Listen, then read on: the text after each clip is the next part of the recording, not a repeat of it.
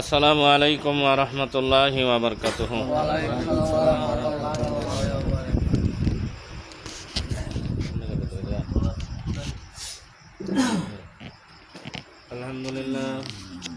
আলহামদুলিল্লাহ নাহমাদুহু ওয়া নাস্তাঈনুহু ওয়া নাস্তাগফিরুহু ওয়া নাউযু বিল্লাহি মিন শুরুরি আনফুসিনা ওয়া মিন সাইয়্যাতি আ'মালিনা মান ইয়াহদিহিল্লাহু ফালা মুদিল্লা লাহু ওয়া মান ইউদ্লিলহু ফালা হাদিয়া লাহু ونشهد أن لا إله إلا الله وحده لا شريك له ونشهد أن سيدنا ونبينا وشفينا وحبيبنا ومولانا محمد صلى الله تعالى عليه وسلم أجمعين. أعوذ بالله من الشيطان الرجيم. بسم الله الرحمن الرحيم. إن رحمة الله قريب من المحسنين وما أرسلناك إلا رحمة للعالمين. ما كان محمد أبا أحد من رجالكم ولكن رسول الله وخاتم النبيين وكان الله بكل شيء عليما. إن الله وملائكته يصلون على النبي يا أيها الذين آمنوا صلوا عليه وسلموا تسليما. اللهم صل على سيدنا محمد وعلى آل سيدنا مولانا محمد. اللهم صل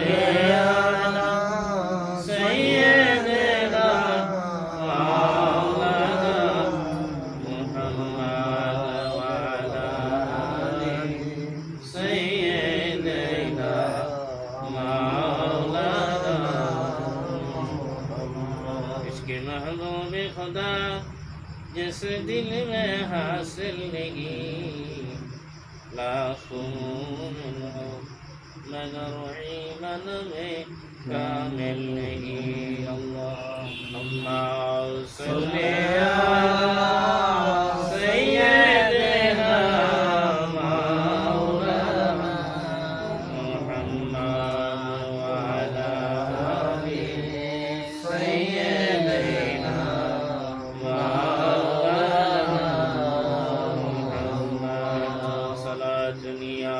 رسول الله عليكم سلام يا حبيب الله عليكم صلاة يا رسول الله عليكم سلام يا حبيب الله عليكم يا إمام المرسلين جلوته رحمة للعالمين. صلاة يا رسول الله عليكم سلام يا حبيب الله. بلغ العلا بكماله كشف الدجى بجماله حسنت جميع خصاله صلوا عليه. আল্লাহ পাকের জন্য সমস্ত প্রশংসা, যিনি সমস্ত জাহানের মালিক, আর সর্বশ্রেষ্ঠ দরুদ বর্ষিত হোক তার প্যারা হাবিব ইমামুল মুরসালিন রাহমাতুল লিল আলামিন শাফিউল মুযনিবিন নবী মুহাম্মদ রাসূলুল্লাহ সাল্লাল্লাহু আলাইহি ওয়াসাল্লামের প্রতি আলাইহিস সালাম মুকাররামিন ফেরেশতাবৃন্দ, তামাম সাহাবায়ে কেরাম, সমস্ত আউলিয়া গাউস কুতুব, আল্লাহ পাকের যত প্রিয় বান্দা বান্দীগণ এই দুনিয়া থেকে চলে গেছেন তাদের সকলের প্রতি আল্লাহ পাকের অশেষ রহমত বরকত অবিশ্রান্ত ধারায় কিয়ামত পর্যন্ত বর্ষিত হতে থাকে। সকলে আল্লাহুম্মা আমিন। আজকে আমাদের এই কামালপুর এই নাজিরের বাড়ির বক্তব্য শরীফের মাহফিল আজকে আমরা কয়েক মাস যাবত চালু করেছি। আজকেও আমাদের এই মাহফিল শুরুতেই বক্তব্য শরীফ থেকে আমরা একটি বক্তব্য পাঠ করব। এই চিঠিটি লিখেছেন ইমামে রব্বানী হযরত মুজাদ্দিদ আল-ফিসানি শায়েখ আহমদ ফারুকী সেলিমি রাহমাতুল্লাহ আলাইহি খাজা মোহাম্মদ আশরাফ কাবুলির নিকট লিখিতেছে। বক্তব্যটি মকতুবাত শরীফের প্রথম খণ্ড দ্বিতীয় ভাগ 222 নম্বর মক্তব। খাজা মোহাম্মদ আশরাফ কাবুলের নিকট লিখিতেছেন, ইহাতে বর্ণনা হইবে যে নিজের অবস্থা মন্দ দেখা এবং নেকিসমূহ দোষণীয় মনে করা ও ইহার সহিত কামালতে বেলায়েত বা নৈকট্যের পূর্ণতাসমূহ একত্রিত হওয়া উক্ত কামালতেরই ফলস্বরূপ। হে আল্লাহ, হযরত নবী করিম সাল্লাল্লাহু আলাইহি সাল্লামের ওসিলায় আমাদিগকে তোমার মর্জি মতো চলিবার তৌফিক বা সুযোগ প্রদান করো এবং তোমার বন্দিগির প্রতি আমাদিগকে কায়েম রাখো। সবাই বলি আল্লাহুম্মা আমিন। কোন বুজুর্গ ফরমাইয়াছেন যে বা বলিয়াছেন যে সত্য মুরিদ ওই ব্যক্তি যাহার বাম দিকের আমল লেখক ফেরেশতা ৬০ বছর অর্থাৎ ২০ বছর কাল ধরিয়া যেন লিখাইবার মতো কিছুই অপরাধ না পায়, যে তাহার আমল নামায় লিপিবদ্ধ করে। পূর্ণ অপরাধী এই ফকির নিজের বিষয়ে অনুভব করিতেছে তাহার দক্ষিণ দিকের লেখক ফেরেশতা ২০ বছর কাল মধ্যে মনে হয় না যে কোনো নেক আমল পাইয়াছে।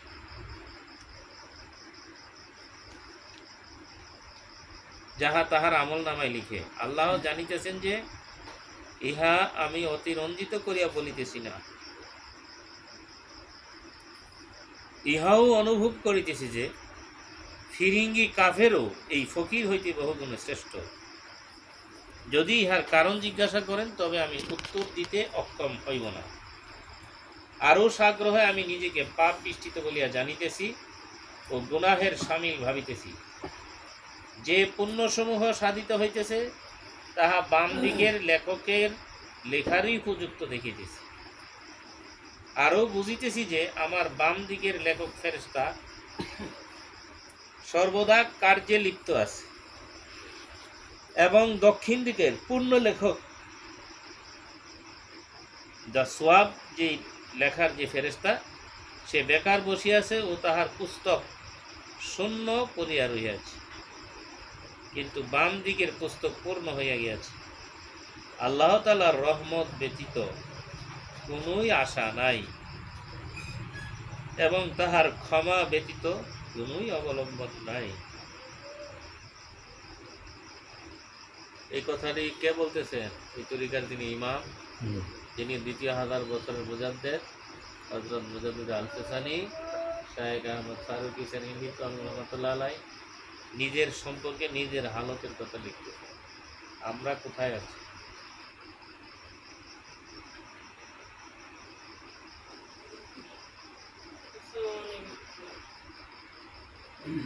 আল্লাহ তাআলার রহমত ব্যতীত কোনোই আশা নাই এবং তাহার ক্ষমা ব্যতীত কোনোই অবলম্বন নাই। হে আল্লাহ, তোমার ক্ষমা আমার গুনাহসমূহ হইতে প্রশস্ততর এবং তোমার রহমত আমার আমল হইতে অধিক আশার বস্তু। এই বাক্যই আমার অবস্থার উপযোগী। এক হাদিস শরীফে পাইছি, নবীজি বলছেন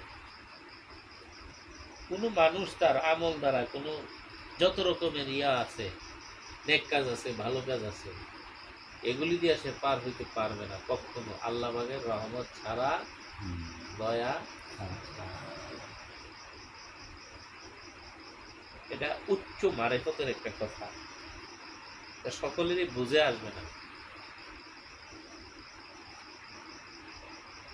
কারণ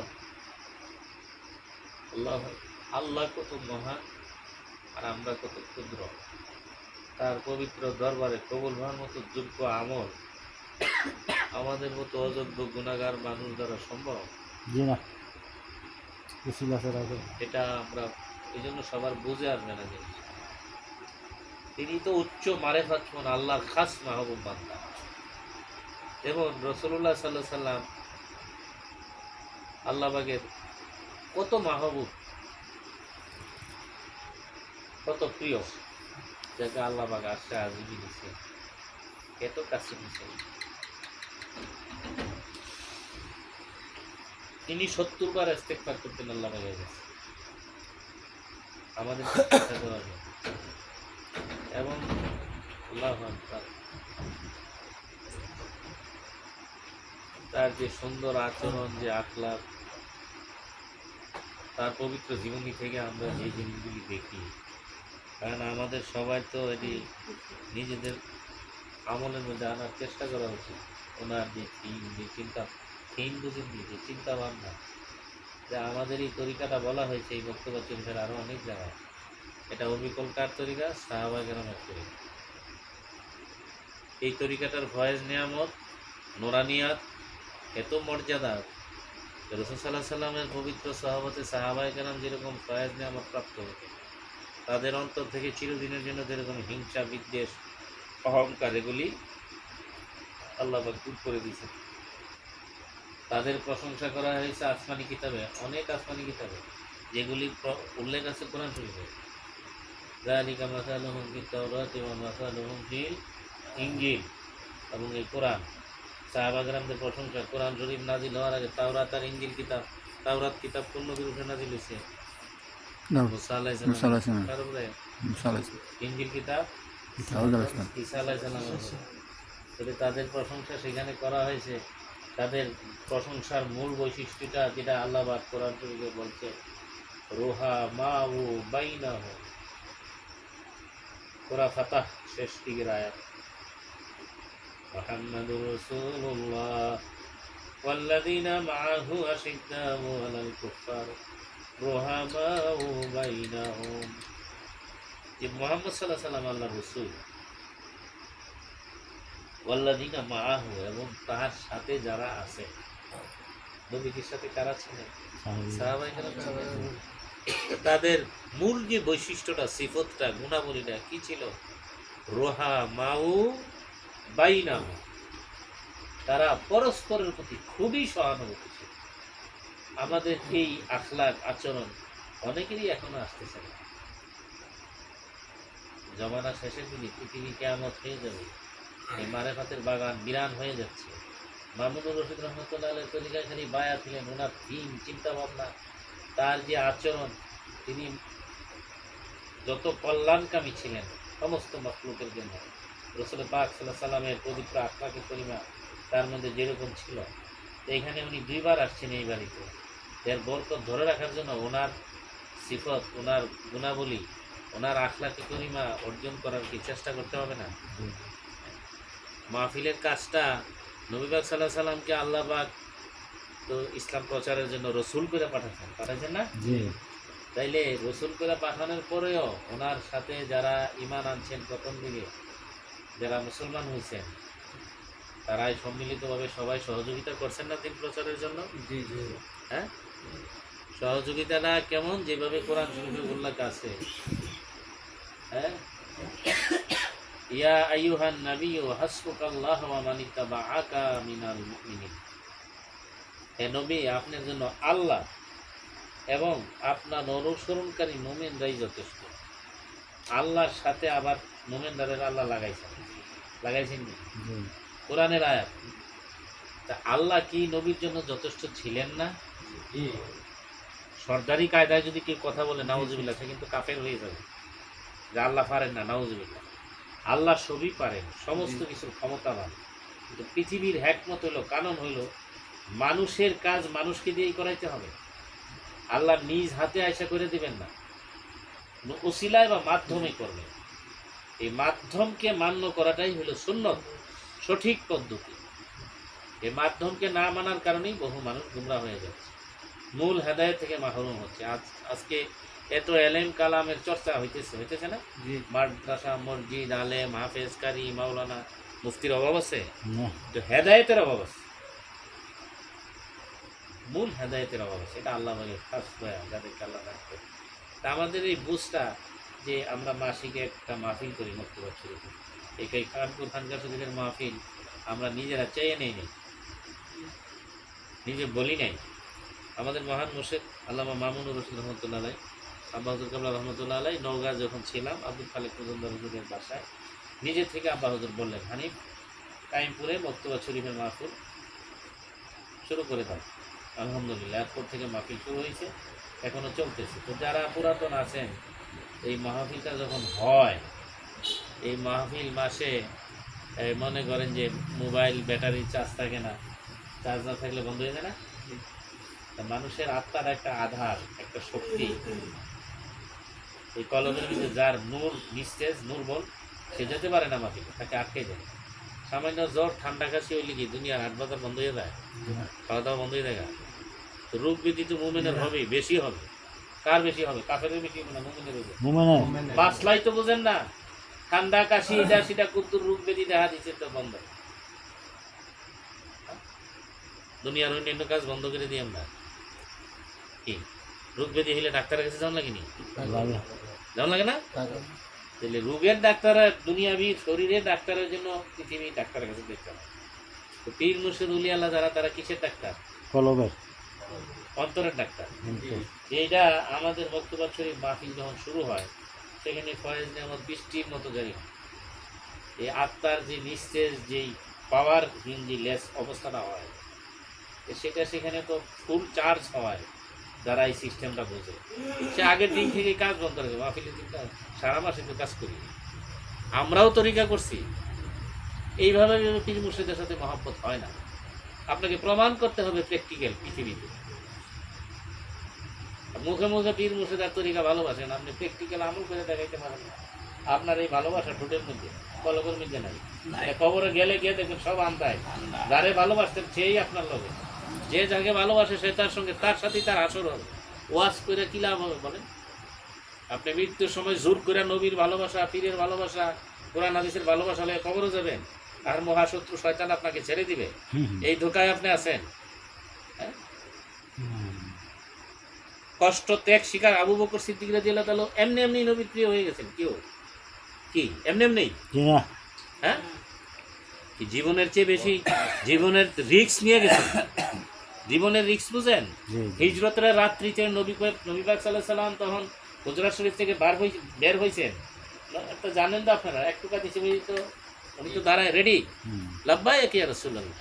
উনি ঘর থেকে বের হওয়ার পর উনি বলছেন, ইয়া রাসূলুল্লাহ, ওই আল্লাহর কসম যার হাতে আমার জীবন, আমি সামনে এই না যাওয়া পর্যন্ত, ঘোরাঘুরি না যাওয়া পর্যন্ত আপনি সামনে যাইয়েন না, আপনি আমার পিছিয়ে থাকেন। মতলবটা হইল, কোনো কাফের মুশরিক যদি লুকাইয়া আক্রমণ করতেও চায়, যাতে প্রথমে আমার উপরে আক্রমণ থাকে, এরপরে আপনি বেঁচে যান। কতটুকু ভালোবাসতেন নবীজিকে। এমনি এমনি হয় না, এগুলো প্র্যাকটিক্যাল পরীক্ষা দিতে হবে। জীবনের রিস্ক নিয়ে, যেমন এই যে গড়ে সৌর গুহায় পলাইছিলেন, সেখানে তখনকার মানুষ অনেক জ্ঞানী ছিল। মনে করে মানে আমরাই জ্ঞানী, বিজ্ঞানের যুগে আমরা জ্ঞান আক্কল বেশি। ওই যুগে মানুষের আক্কল জ্ঞান কি কম আছিল? জ্ঞানী কম আছিল নাকি? আরো বেশি আছে। নবীজি আবু বকর সিদ্দিক রাদিয়াল্লাহু তাআলা আনহু